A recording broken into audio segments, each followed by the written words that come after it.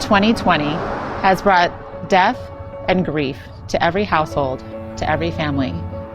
And now the Children's Grief Center and the Grief Resource Center stand ready to serve and to grow and expand again.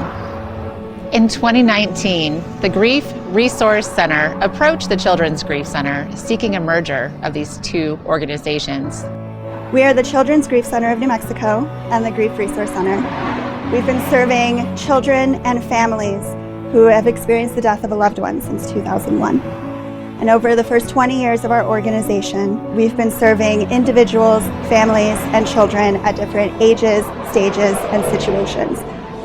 So the Center for Hope and Healing will be home to the Grief Resource Center and Children's Grief Center.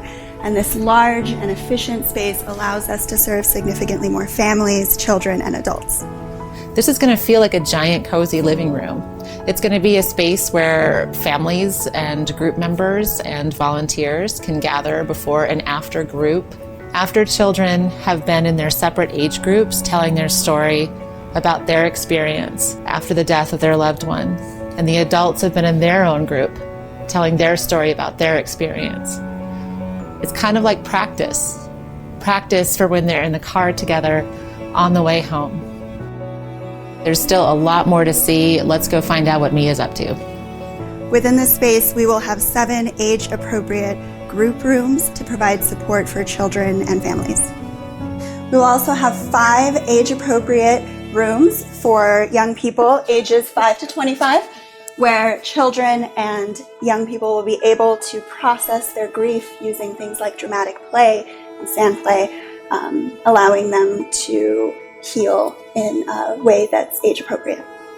And here we're going to have an incredible resource to our community. This is going to be what we call our losing library, a collection of hundreds of books, resource guides, and informational materials available to anyone to come pick up and use through their grief journey, as well as if they're helpers assisting people in their grief. All right, so there's a lot to see in this building, and right now we're going to head down the hallway and see where some of our adult group rooms are going to be. These rooms will become support group rooms for adults and our young adult group. Our young adult group is folks ages 18 to 25.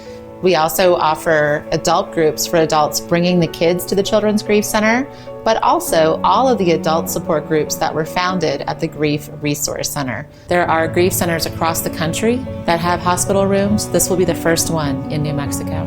A lot of us said our last goodbyes to our family members in a hospital room. Having a hospital room to come process that experience in is incredibly healing. This space will actually be a teen room. And as you can see, there's a lot of work to be done. We're going to transform this area into offices for therapists and wellness providers that have grief and loss experience, and where they will be able to see individuals and families and help them heal. So where I'm standing now is a long hallway with a lot of little rooms off of it. But we're going to turn this entire space into a training and orientation center. This outdoor space is going to be a really important part of the Center for Hope and Healing. A space for children to laugh, to holler, to run, to play, to share their experiences and stories, but also a place for adults. So this will be the garden, and there'll be benches and like a little labyrinth around here somewhere. And then that space, we're going to have room for swings, and we need a little basketball court too. I so appreciate you coming on our little tour of what will become the Center for Hope and Healing. And maybe you're wondering how you can help. There are a lot of ways you can help. First of all, contributing money, very helpful. Secondly, contributing your time. You can see there's a lot of work to be done here. And thirdly, your talent. There's a lot of spaces for people who are handy, who are able to clean, who are able to sort, who are able to answer phones, who are able to help us create the Center for Hope and Healing. So please, give us a call, get on our website, email us, look at what we're trying to do, and think how you can become a part of it. Thank you.